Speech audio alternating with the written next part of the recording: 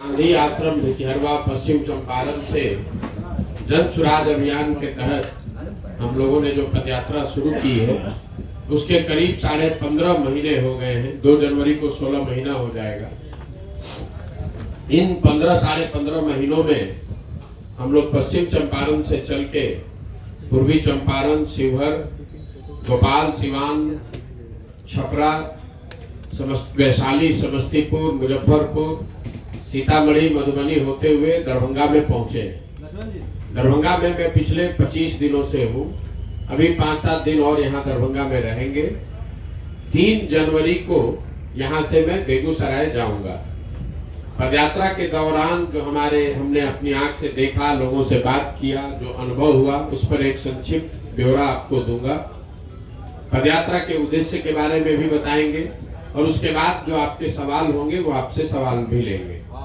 पदयात्रा के 3 मूल उद्देश्य जो हैं, वो पहला उद्देश्य ये है कि मेरी अपनी जो 15-20 साल की समझ रही है उसके आधार पर बिहार का अध्ययन करके हमने पाया कि बिहार की सबसे बड़ी समस्या ये है कि यहाँ के लोग जिन समस्याओं से, जिन परेशानी, बदहाली से जूझ रहे हैं, उन पर वो वोट नहीं करते।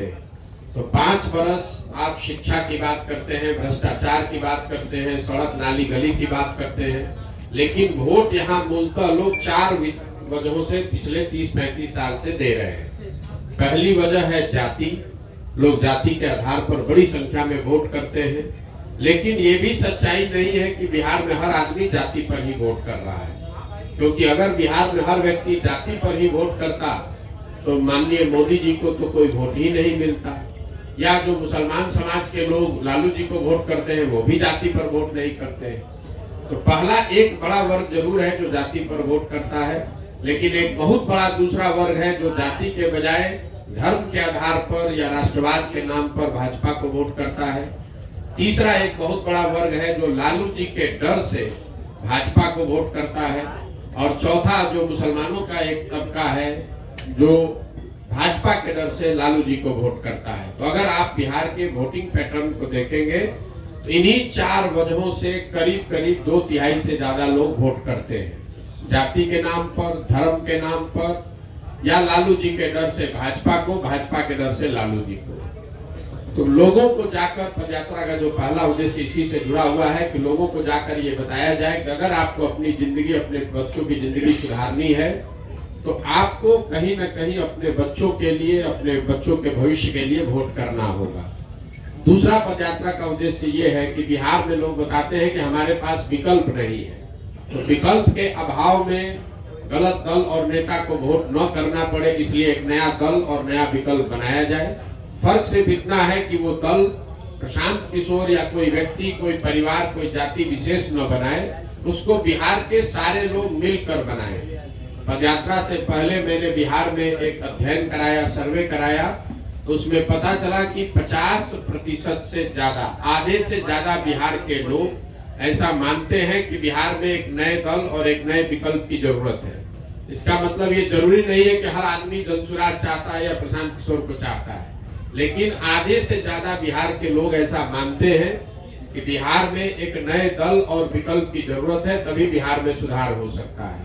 तो पदयात्रा का दूसरा उद्देश्य है कि बिहार में लोगों की मदद से एक नया दल और विकल्प बनाया जाए, ताकि यहाँ के मतदाताओं को मजबूरी में किसी गलत दल और नेता को वोट न करना पड़े।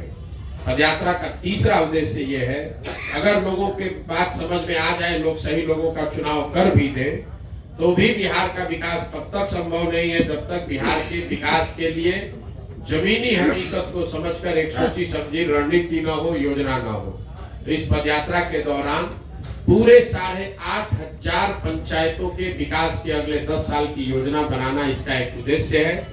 हर पंचायत की स्थिति को समझकर, वहां की परेशानियों को समझकर अगले 10 साल में उस पंचायत को कैसे विकसित बनाया जा सकता है, वो योजना भी हम लोग पदयात्रा के दौरान बनाते हैं।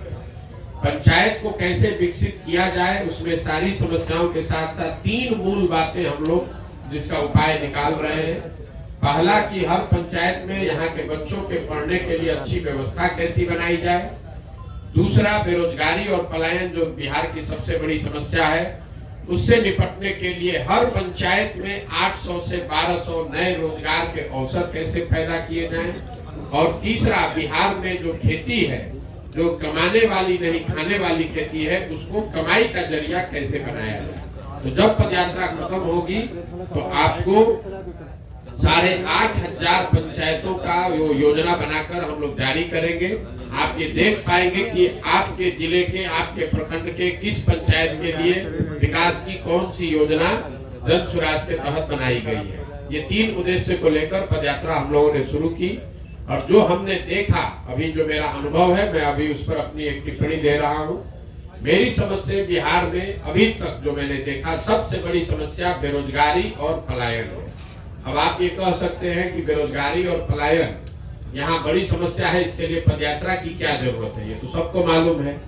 लेकिन पदयात्रा के दौरान इन समस्याओं का, बेरोजगारी और पलायन की विकरालता देखने को मिली, इसके सामाजिक आर्थिक पहलुओं की समझ बनी।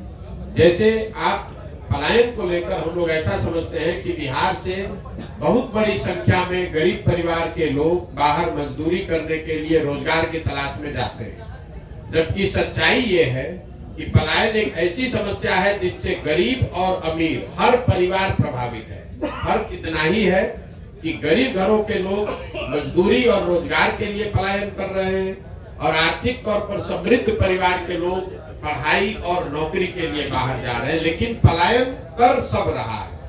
गांव की स्थिति ये है, 4-4,500 गांव में अभी तक हम पैदल गए हैं, जहां पर बाढ़ नहीं आता है वहां पर भी उन गांव से 40 से 50% युवा या तो पढ़ाई के लिए या रोजगार के लिए बाहर है। जहां पर जिन गांव पंचायत में बाढ़ का डर है या बाढ़ की संभावना है, वहां 70 से 80% युवा बाहर ही है।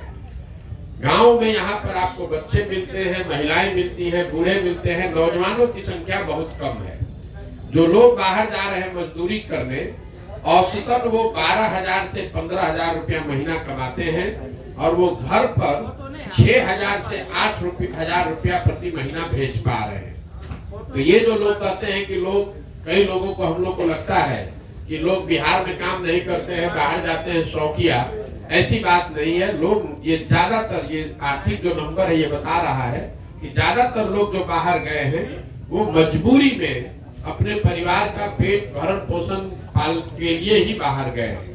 यही हाल बेरोजगारी का है। बेरोजगारी सिर्फ यहाँ बिना पढ़े लिखे या गरीब परिवारों का मुद्दा नहीं है।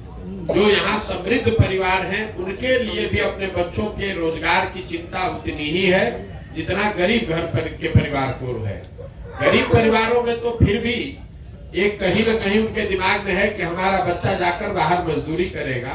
बेरोजगारी पढ़े लिखे और समृद्ध परिवारों के लिए ज्यादा बड़ा मुद्दा है। गांव में जब हम लोग चलते हैं, जिसके पास 10, 15, 20 बीघा जमीन है, वो लोग भी अपने बच्चों के रोजगार के लिए 15-20 हजार रुपए की नौकरी के लिए भी लोग हाथ जोड़ने को तैयार है। भैया किसी तरह कोई 15,000 का नौकरी लगवा देते, क्योंकि उसके पास 15-20 बीघा जमीन है लेकिन उससे उसको आमदनी नहीं है। तो बेरोजगारी और पलायन यहाँ सर्वस्पर्शी सबसे बड़ा मुद्दा अभी तक 16 महीने में हमें दिखा। दूसरा जो सबसे बड़ा परेशानी दिखी वो है शिक्षा व्यवस्था का पूरी तरीके से ध्वस्त हो जाना। बिहार में शिक्षा व्यवस्था बहुत अच्छी कभी नहीं रही है। मैं स्वयं बिहार के सरकारी विद्यालय से पढ़ा हूँ और हम लोगों ने देखा है कि यहाँ किस तरह की पढ़ाई की व्यवस्था रही है। लेकिन आज से 20-25 साल पहले हर जिले में, प्रखंड में 1-2 सरकारी विद्यालय ऐसे जरूर थे जहाँ पढ़कर आप जीवन में आगे बढ़ सकते थे। अभी 20-25 बरस से समता मूलक शिक्षा नीति के नाम पर जो व्यवस्था बनाई गई है, इसमें कुछ भी नहीं बचा है। नतीजा कई लोगों को लगता है कि यहाँ जो शिक्षा व्यवस्था खराब है उसकी 2 वजह लोग गिनाते हैं। एक, यहाँ शिक्षकों की गुणवत्ता अच्छी नहीं है। दूसरा, कई लोग बताते हैं कि खिचड़ी बट रहा इसलिए पढ़ाई नहीं है। दोनों वजह सही वजह नहीं है। अगर खिचड़ी बांटने से बच्चों की पढ़ाई खराब होती तो 8वीं क्लास से ऊपर के स्कूल में, तो विद्यालय में खिचड़ी नहीं बांटा जा रहा है, वहां पर पढ़ाई क्यों नहीं हो रहा है? अगर सिर्फ शिक्षकों की गुणवत्ता या नियोजित शिक्षकों की वजह से शिक्षा व्यवस्था खराब होती तो स्कूल में तो नियोजित शिक्षक हैं, यहाँ पर सीएम साइंस कॉलेज में क्यों नहीं पढ़ाई हो रहा है? Patna college, Patna science college में पढ़ाई क्यों नहीं हो रहा है? वहां तो नियोजित शिक्षक नहीं है। इसलिए अगर आप शिक्षा व्यवस्था की स्थिति को समझना चाहते हैं तो उसको गहराई से समझिए।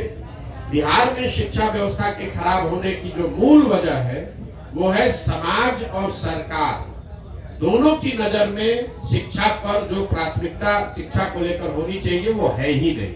सिर्फ सरकार ही दोषी नहीं है, यहाँ रहने वाले लोगों की नजर भी ऐसी हो गई है, उनकी समझ भी ऐसी हो गई है कि पढ़ लिख कर होगा क्या, पढ़ाई लिखाई करने के बाद भी नौकरी नहीं मिलना है तो चलिए मजदूरी ही कर लीजिए, सरकार की तो प्राथमिकता में है नहीं। हुआ यह है कि समता मूलक शिक्षा नीति बनाने के नाम पर पूरे बिहार में विद्यालयों के भवन बना दिए गए। नतीजा ये हुआ कि जहाँ भवन है वहाँ शिक्षक नहीं है, जहाँ शिक्षक है वहाँ भवन नहीं है, जहाँ दोनों है वहाँ बच्चे नहीं है, जहाँ तीनों है वहाँ पढ़ाई नहीं है। जहाँ पूरी तरीके से पूरी जो शिक्षा व्यवस्था है सरकार के लिए भी और समाज के लिए, मैं बार बार इस बात को दोहरा रहा हूँ, सिर्फ सरकार के लिए नहीं, लोगों के लिए भी यहाँ की जो शिक्षा व्यवस्था है, विद्यालय जो है वो खिचड़ी, पोशाक और पैसा बांटने का सेंटर है और जो कॉलेज है वो डिग्री बांटने का सेंटर है। न सरकार पढ़ाना चाहती है न समाज में जो लोग हैं वो पढ़ना चाहते हैं। यही वजह है कि बिहार में शिक्षा व्यवस्था पूरी तरीके से ध्वस्त है। तीसरी जो सबसे बड़ी समस्या है वो है खेती किसानी से जुड़े हुए जो लोग हैं उनकी परेशानी। 15-16 महीने में जो गांव में हम लोग सुन रहे हैं कि भैया पहले जो बिहार में खेती किसानी लोग करते थे, 2-4-5 वर्ष आप खेती कीजिएगा, कुछ पैसा बचाइएगा तो आप शायद 1-2 कट्ठा जमीन खरीदते थे। आज किसानों की स्थिति बिहार में ये है कि अगर आपके घर में कोई नौकरी नहीं करता है, बिजनेस व्यापार नहीं है, सिर्फ खेती करने वाले लोग ऐसे हैं, अगर आपके घर में बेटी की ब्याह का शादी हो जाए, कोई बीमार पड़ जाए तो किसान को 1-2 कट्ठा जमीन बेचे बगैर उपाय नहीं है। इसकी मूल वजह जो हम लोग को अभी तक समझ में आई है, बिहार में किसानों की बदहाली की 3 कारण है। पहला, यहाँ भूमि सुधार का लागू न होना, ये आप अपने जानकारी के लिए रखिए। बिहार देश के बड़े राज्यों में शायद एकमात्र ऐसा राज्य है जहाँ आजादी के बाद भूमि सुधार को लेकर कोई प्रयास नहीं किया गया। नतीजा ये हुआ है कि करीब 1/3 जमीन का मालिकाना हक डिस्प्यूटेड है। लोगों को पता ही नहीं है कि वो जमीन का मालिक है कौन। पहले मालिक पेपर पर कोई और है, जमीन जोत कोई और रहा है और पूरा मामला जो है जो आप सुनते हैं, इसका एक उदाहरण की दाखिल खारिज में 10,000-12,000 रुपया घूस लगता है। उसकी वजह यह है कि बिहार में भूमि सुधार का काम आज तक नहीं किया गया। दूसरा किसानों की बदहाली का कारण है यहाँ पर सिंचाई जल प्रबंधन की व्यवस्था ठीक न होना। जब भी हम लोग पानी की बात करते हैं तो दरभंगा भी जो जिला है यहाँ बाढ़ की बहुत बात होती है। बिहार में 50% कृषि योग्य जमीन बाढ़ से प्रभावित है, यहाँ बाढ़ आ सकती है। ये बात तो हम लोग जानते हैं, इसकी चर्चा भी खूब होती है, लेकिन बाकी का जो 50% जमीन है वहां पर ज्यादा समस्या है। जो बाकी का 50% जमीन है जहां बाढ़ नहीं आता है, उसमें आधी से ज्यादा जमीन ऐसी है जो कि सूखे से प्रभावित है या जल जमाव से प्रभावित है, या जो नेपाल से लगते हुए एरिया है वहां नदियों के कटाव का मामला भी बहुत बड़ा है। तो यहाँ पर कुल अगर 100 एकड़ जमीन है तो उसमें 25 एकड़ से कम जमीन ही ऐसी है जहां पर 2 फसल की खेती हो रही है। बिहार में जो खेती का इंटेंसिटी, एग्रीकल्चर इंटेंसिटी एक आंकड़ा होता है, आप में से ज्यादातर लोग नहीं जानते होंगे, वो बिहार में है 1.4। मतलब अगर 2 हो तो उसका मतलब है कि 1 एकड़ में 2 बार खेती होती है। बिहार में पूरे बिहार का कृषि एग्रीकल्चर इंटेंसिटी है 1.4, दरभंगा में कृषि इंटेंसिटी है 1.1। मतलब यहाँ जितनी जमीन है करीब 100% जमीन, करीब 90% जमीन ऐसी है जिसमें सिर्फ एक ही फसल होता है। ये आपकी जानकारी के लिए बता दें, क्योंकि कई बार सरकार कहती है कि यहाँ एक जमीन में 2 बार फसल होता है, 3 बार फसल होता है। दरभंगा में 90% कृषि योग्य जमीन में एक ही फसल होता है, चाहे वो बाढ़ की वजह से हो, सूखे की वजह से हो या जल जमाव की वजह से हो। तो भूमि सुधार और जल प्रबंधन के बाद जो तीसरी बड़ी समस्या है जिसकी वजह से किसान यहाँ बदहाल है, वो है यहाँ के किसानों के फसल का दाम का न मिलना। एक आर्थिक सर्वेक्षण के अनुमान के हिसाब से बिहार में सब परेशानियों के बावजूद जो लोग फसल पैदा करते हैं, उनका उचित दाम न मिलने की वजह से हर साल, इसको याद रखिए, हर साल बिहार के किसानों का करीब करीब 20,000 करोड़ रुपए का नुकसान हो रहा है। आप उदाहरण के तौर पर देख लीजिए, अभी धान का कटाई हुआ है, धान का आधिकारिक मूल्य है 21,500 रुपया। दरभंगा में, मधुबनी में जब मैं पैदल चला हूँ, ज्यादातर लोग बता रहे हैं कि वो धान बेचे हैं 1500, 1600, 1700 में। तो ये जो नुकसान है पूरे राज्य के स्तर पर अगर इसको देखेंगे तो ये आर्थिक सर्वेक्षण बता रहा है कि हर साल नुकसान है 20,000 करोड़ रुपए का। ये तीन वजह जो है, भूमि सुधार का लागू न होना, जल प्रबंधन की व्यवस्था नहीं होना और फसलों के दाम नहीं मिलना, इसकी वजह से यहाँ के किसानों को हर साल 20,000 करोड़ का नुकसान हो रहा है। बेरोजगारी, पलायन, शिक्षा और कृषि के बाद ये तीन सबसे बड़ी समस्या जो बिहार के हर जिले में हर वर्ग के लिए है। इसके बाद चार जो केंद्र सरकार की बड़ी योजनाएं हैं, उसकी जमीनी हकीकत जो हम लोगों ने देखी वो मैं आपको बताना चाहता हूँ। केंद्र सरकार की सबसे बड़ी योजना है प्रधानमंत्री गरीब कल्याण योजना, जिसमें लाभार्थियों को 5 किलो अनाज हर महीने मिलना है। अभी तक करीब करीब आधा बिहार घूमने के बाद मैं आपको विश्वास से कैमरे पर कह रहा हूँ कि बिहार में लाभार्थियों को 5 किलो नहीं 4 किलो अनाज ही हर महीने मिल रहा है। और ये जो 1 किलो अनाज जो 20% है, ये चोरी ये कहाँ जा रहा है? ये जो हर महीने अनाज आता है, इसमें 35 से 40 रुपए प्रति क्विंटल की दर से जनप्रतिनिधि और अफसर जो पैसा ले रहे हैं, उसकी वजह से ये 20% अनाज लोगों को नहीं मिल रहा है। इसमें महत्वपूर्ण बात ये है, ये जो 35 से 40 रुपया प्रति क्विंटल की चोरी हो रही है, इसमें ज्यादातर जगहों पर वहां के विधायक भी 6 रुपए से 8 रुपए प्रति क्विंटल के हिसाब से अपना हिस्सा ले रहे हैं।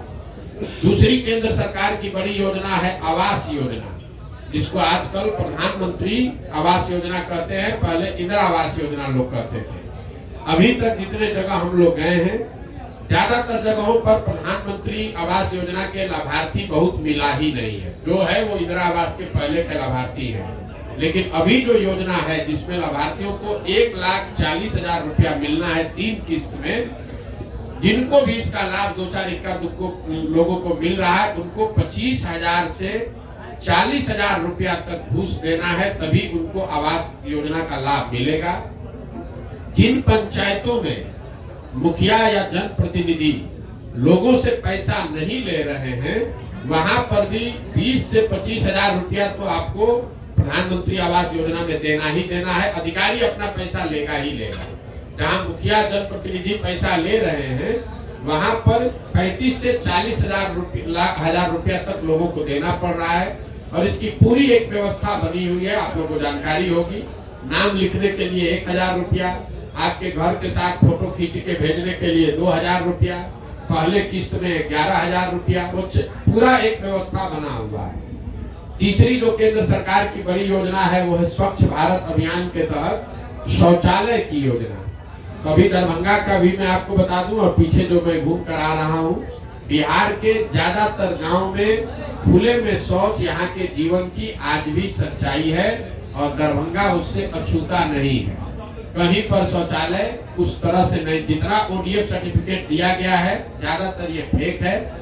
हुआ ये है कि हर शौचालय के नाम पर वहाँ यहाँ के अधिकारियों ने 2,000 रुपए प्रति शौचालय पैसा लाभार्थियों से लिया, और एक ही शौचालय के नाम पर फोटो लगाकर 10-10, 15-15, 20-20 शौचालयों का पैसा निकाल लिया गया है।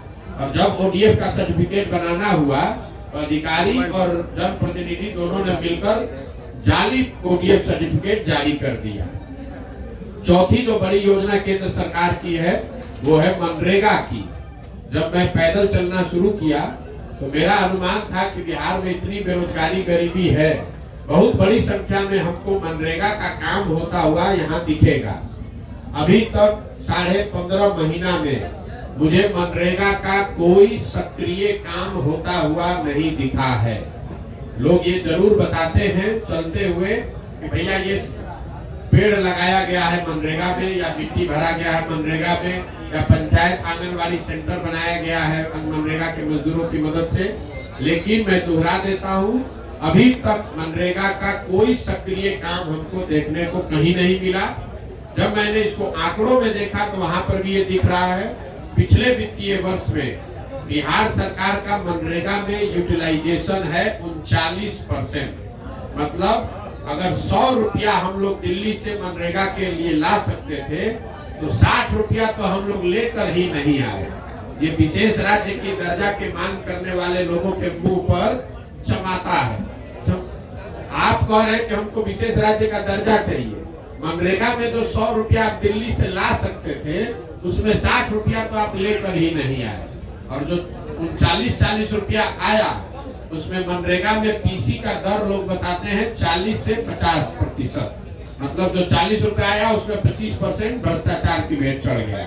तो 100 रुपया में मिला जुला के 15-20 रुपया ही लोगों तक नीचे पहुंचा है। 4 केंद्र सरकार की योजनाओं के बाद 5 राज्य सरकार की जो बड़ी योजना है उसकी जमीनी हकीकत में बताना चाहता हूँ। 7 निश्चय के तहत एक बहुत बड़ी घोषणा 2015 में की गई थी यहाँ के बेरोजगार युवाओं के लिए, जिसमें 18 से 35 साल के हर बेरोजगार युवक को हर महीने 1000 रुपया मिलने की बात बताई गई थी। 2015 में यह अनुमान किया गया था कि करीब 12,000 करोड़ रुपया अगर हर साल खर्च किया जाए तो बिहार में रहने वाले हर युवक को, 18 से 35 साल के उस युवक को जिसके पास रोजगार नहीं है, कम से कम 1000 रुपया उसको हर महीना मिलने लगेगा, ताकि उसको मजबूरी में पलायन नहीं करना पड़े। आज तक इस योजना को शुरू ही नहीं किया गया। हमारे अभी तक 16 महीने में हमको इसका कोई लाभार्थी नहीं मिला, कोई पत्रकार बंधु ने इस पर कोई सवाल नहीं पूछा। दूसरी जो बड़ी योजना थी राज्य सरकार की वो है स्टूडेंट क्रेडिट कार्ड की। 2014-15 में बिहार में मैंने एक अध्ययन कराया था जिसमें पता चला कि 1/3 बिहार के परिवार, करीब 1.25 करोड़ परिवार ऐसे हैं जो अपने बच्चों को 12वीं के आगे आर्थिक स्थिति की वजह से नहीं पढ़ा सकते। इसलिए स्टूडेंट क्रेडिट कार्ड की योजना शुरू की गई थी कि अगर 12वीं के बाद बच्चे पढ़ना चाहते हैं तो सरकारी गारंटी पर उनको बैंक से पैसा मिलेगा। जब तक वो पढ़ाई पूरी करे, नौकरी हासिल करे, तब तक बैंक से वो पैसा मिलता रहे, ताकि लोग जब नौकरी मिल जाए उसके बाद उस पैसे को वापस कर सके। कुल 1,25,00,000 परिवार के बच्चों को इसका लाभ मिलना चाहिए था। बिहार सरकार का अपना आंकड़ा बता रहा है कि कुल जमा 9 लाख लोगों को इसका अभी तक लाभ मिला है, और इस योजना को भी धीरे धीरे ठंडे बस्ते में डाल दिया गया है। तीसरी बड़ी योजना जिसकी आप लोग खूब चर्चा करते हैं वो है नल जल योजना। 2015 में सिर्फ 3% बिहार के घरों में पानी की सुविधा, पेयजल की सुविधा नल या चापाकल से थी। सिर्फ 3% घरों में पानी की सुविधा थी। ये अनुमान किया गया कि अगर 25,000 करोड़ रुपया 5 वर्ष में खर्च किया जाए तो बिहार में करीब 100% घरों में नल से पानी पहुंचाया जाएगा। योजना शुरू हुई, सरकार ने पैसा खर्च भी किया, लेकिन तकनीकी और आर्थिक जो गलतियां उसमें हुई उसका नतीजा ये है कि सरकार का दावा है कि 2/3 से ज्यादा घरों में नल से पानी पहुंच गया है। जमीनी हकीकत ये है कि 2/3 से ज्यादा घरों में नल का पानी नहीं पहुंचा है, या पहुंचा तो चलकर बंद हो गया। तीसरी जो यहाँ और एक जो बड़ी योजना थी, जो 7 निश्चय की सबसे बड़ी योजना थी, वो है नाली गली के पक्कीकरण की योजना। 2015 में यह अनुमान किया गया था कि अगर 5 वर्ष में 80,000 करोड़ रुपया, ये योजना है 80,000 करोड़ की, 80,000 करोड़ रुपया अगर खर्च किया जाए तो बिहार के हर घर से निकलने वाले नाली को का पक्कीकरण किया जाएगा। उस नाली को लाकर एक गांव में बड़े नाले से जोड़ा जाएगा, ताकि बड़े नाले के जरिए गांव के पानी को बाहर निकाला जा सके। अभी तक किसी भी घर के नाली के पक्कीकरण की बात मुझे दिखी नहीं है। गांव में सड़क के किनारे बड़े बेतरतीब तरीके से बनाए हुए नाले जरूर दिखते हैं, जो दिखाता है कि योजना के नाम पर पैसा तो निकाला गया, लेकिन ये नालों को ना घरों के नालियों से जोड़ा गया, न इन नालों से पानी बाहर निकालने की व्यवस्था की गई। नतीजा ये हुआ है कि ज्यादातर ये नाले कूड़ेदान में परिवर्तित हो गए हैं। उस पर लोग भैंस बांध रहे हैं, गोबर पात रहे हैं, उससे पानी नहीं निकल रहा है। ये 4 जो बड़ी योजना है राज्य सरकार की, इसके अलावा 3 क्षेत्र जहां लोगों को रोजगार काम धंधा मिल रहा है। ये जो मुझे दिखा यहाँ पर, शराब का अवैध कारोबार, बालू का अवैध कारोबार, और जो अनाज को पैसे में कन्वर्ट करने का एक नया माफिया बिहार में शुरू हो गया है, जिसकी चर्चा अभी कम हो रही है, लेकिन ये प्रधानमंत्री गरीब कल्याण योजना में जो 1 किलो अनाज कम मिल रहा है, इसको पैसे में कन्वर्ट करके फिर उसी अनाज को वापस लाने के लिए भी हर जिले में एक माफिया हो गया है। हर गांव में हम लोग ये देख रहे हैं 5 से 10 बच्चे अवैध शराब के कारोबार से जुड़े हुए हैं। रास्ते में चलते हुए अगर 10 हम लोग को ट्रक या ट्रॉली दिखती है, तो उसमें 2-3 ट्रक या ट्रॉली ऐसा है जो अवैध बालू का कारोबार कर रहा है, बालू की ढुलाई कर रहा है। उसी तरीके से ये अनाज जो है, क्योंकि अफसर और जनप्रतिनिधि तो पैसा ले रहे हैं, जो अनाज आता है उसको गोडाउन से या दूसरे जगहों से उठाकर पैसे में कन्वर्ट करने के लिए भी हर जगह सैकड़ों लोगों का एक माफिया बना हुआ है। हर जिले में कोई 1-2 आदमी उसको कंट्रोल करता है, जो इस अनाज को उठाता है और उसको पैसे में कन्वर्ट करके अफसरों और जनप्रतिनिधियों तक पहुंचाता है, और फिर इसी अनाज को रिसाइकिल करके उसी सिस्टम में डालता है। तो ये 3 क्षेत्र दिखे मुझे जहां बड़ी संख्या में बिहार के युवक रोजगार कह लीजिए या इंगेजमेंट कह लीजिए, जो इसमें जुड़े हुए हैं।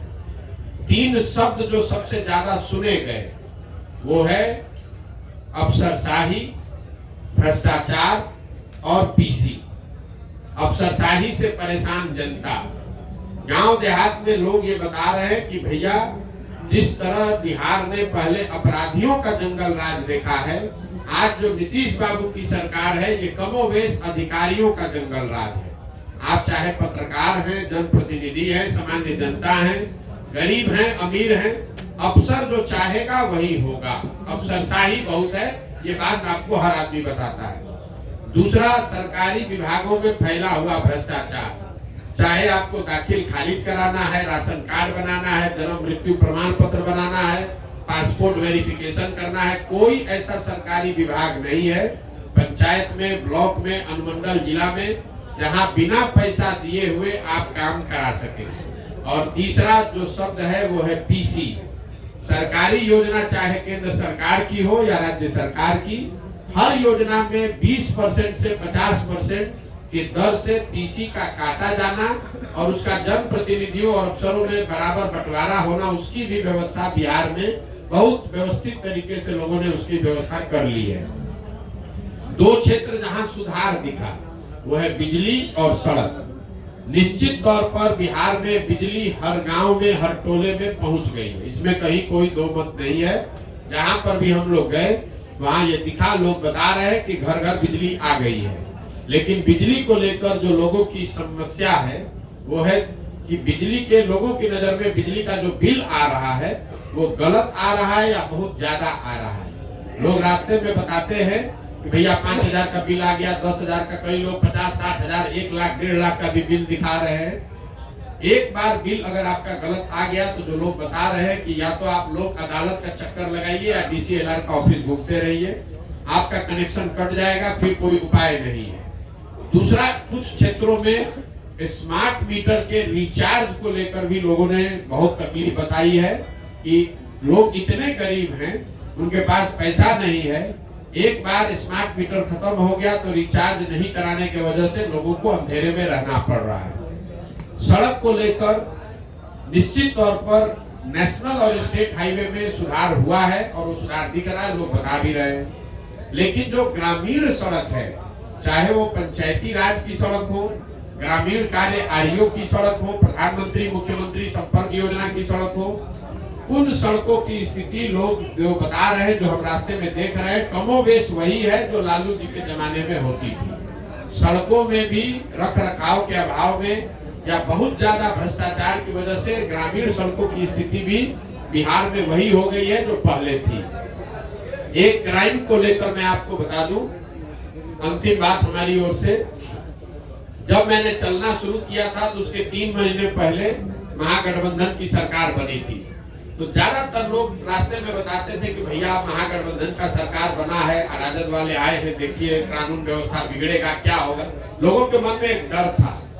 लेकिन मैं इस साल के जनवरी फरवरी से जब मैं सिवान से आगे बढ़ा हूँ तो ये डर अब यथार्थ में परिवर्तित होता दिख रहा है। लोग आकर डेली बताते हैं यहाँ मुखिया की हत्या हो गई, यहाँ लूट हो गया, यहाँ अपहरण हो गया।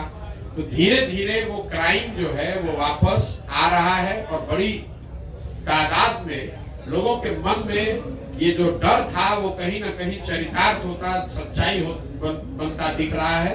पिछले साल का जो क्राइम का डाटा है यहाँ का बिहार का, नेशनल क्राइम ब्यूरो के स्टैटिस्टिक्स के हिसाब से पिछले साल 2022 में 21 के मुकाबले करीब 24% ज्यादा क्राइम हुए अक्रॉस ऑल कैटेगरी। 24% में 1/4 से ज्यादा क्राइम बढ़ा है। इस साल का भी आंकड़ा अभी आएगा तो भी आपको बताएंगे। मोटे तौर पर मेरा अभी तक का ये अनुभव रहा है, जनरली लोगों में एक उदासीनता या सरकार के प्रति गुस्सा, कुछ लोग बहुत गुस्से में हैं, कुछ लोग उदासीन हैं, लेकिन कोई ऐसा शायद ही इक्का दुक्का मिलता है जिसको इस सरकार से बहुत भरोसा है या उत्साह है कि देखिए इस सरकार में अब आगे क्या होता है। ज्यादातर लोगों ने एक मान लिया है कि अब इस सरकार से तो कुछ होने वाला नहीं है। ये मेरी अभी तक की समझ है। अब आपके जो सवाल है वो आप सवाल कर सकते हैं। बहुत बहुत धन्यवाद।